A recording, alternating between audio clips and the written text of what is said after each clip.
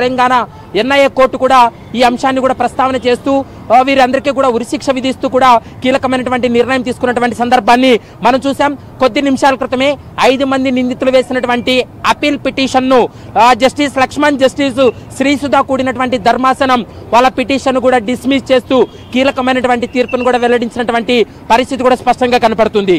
2016 December 13న 5 నిందితులకి కూడా ఉరిశిక్ష విధించిన తర్వాత వాళ్ళు ఎన్ఐఏ కోర్టు ఇచ్చినటువంటి తీర్పును సవాల్ చేస్తూ తెలంగాణ హైకోర్టును ఆశ్రయించినటువంటి పరిస్థితి కూడా కనపడుతుంది.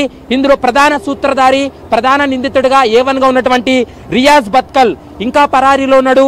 ఇతను మహమ్మద్ రియాజ్ అనే పేరుతోటి కూడా చలామణి అవుతున్నాడు.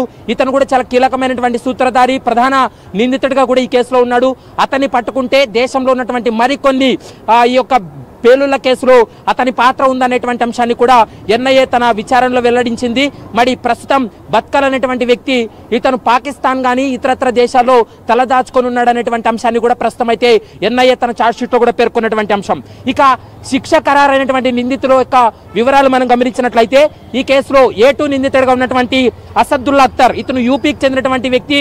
యూపీలో ఉంటూ దేశంలో పలు ప్రాంతాల్లో ఇతను ఉగ్ర కార్యకలాపాలు కొనసాగించడంతో పాటు పేలుళ్లకు ఇతను కుట్ర పన్నినాడు అనేటువంటి అంశాన్ని కూడా ప్రస్తుతం ఎన్ఐఏ గుర్తించింది. ఇక A3గా ఉన్నటువంటి జియా ఉర్ రెహమాన్, ఇతను పాకిస్తాన్ వ్యక్తి. ఇండియాలో ఉన్నటువంటి వారి యొక్క అంటే ఆ సామాజిక వర్గాన్ని టార్గెట్ చేస్తూ ఉగ్రవాద సంస్థ వైపు వారిని మళ్లించడం, దేశంలో పలు ప్రాంతాల్లో ఈ యొక్క బాంబు పేలుళ్లకు ఇతను ప్లాన్ చేసి ఇవ్వడం, ఇదంతా కూడా పాకిస్తాన్కి చెందినటువంటి ఉర్ రెహమాన్ అనేటువంటి వ్యక్తి కీలకంగా ఉన్నాడనేటువంటి అంశాన్ని ఛార్జ్షీట్లో కూడా పేర్కొంది. మరోవైపు A4 మహమ్మద్ తహసీన్ అఖ్తార్ హసన్, ఇతను బీహార్కి చెందినటువంటి వ్యక్తి. ఇతని పాత్రకు సంబంధించి కూడా దిల్సుఖ్ నగర్ బాంబు పేలుళ్ల కేసులో టిఫిన్ బాక్స్ లో బాంబు పెట్టడంలో ఇతని పాత్ర ఉందనేటువంటి అంశాన్ని కూడా ఎన్ఐఏ తన ఛార్జ్షీట్లో కూడా స్పష్టంగా వెల్లడించింది.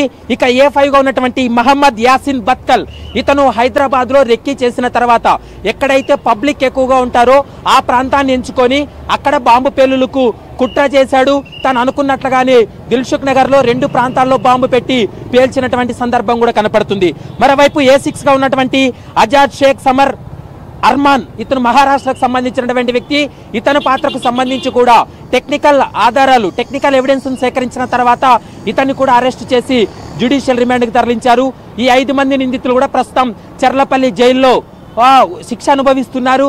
మరి ఈ కేసు జడ్జిమెంట్ వచ్చిన తర్వాత జడ్జిమెంట్ కాపీలో ఇంకా తెలంగాణ హైకోర్టు ఎలాంటి అంశాలను పొందుపరిచారనేది మాత్రం ఒక క్లారిటీకి వచ్చేటువంటి అవకాశం అయితే కనపడుతుంది. కాబట్టి దేశవ్యాప్తంగా సంచలనం సృష్టించినటువంటి ఈ కేసులో తెలంగాణ హైకోర్టు అయితే మాత్రం నిందితులు వేసినటువంటి అపీల్ పిటిషన్ అయితే మాత్రం డిస్మిస్ చేసింది. కాబట్టి ట్రయల్ కోర్టు ఏదైతే ఎన్ఐఏ కోర్టు ఇచ్చిందో ఆ తీర్పును కూడా సమర్థించింది. కాబట్టి వీరికి ఉరిశిక్ష ఖరారైనట్లు స్పష్టంగా అర్థమవుతుంది.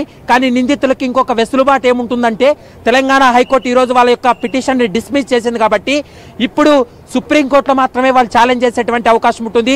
మరి ఈ కేసులో ట్రయల్ కోర్టు ఇచ్చినటువంటి తీర్పును సుప్రీంకోర్టులో కూడా ఛాలెంజ్ చేయబోతున్నారా, నెక్స్ట్ ఏం చేయబోతున్నారా అనేది మాత్రం చూడాల్సినటువంటి అవసరం ఉంటుంది. Shankari, Praveen, thank you.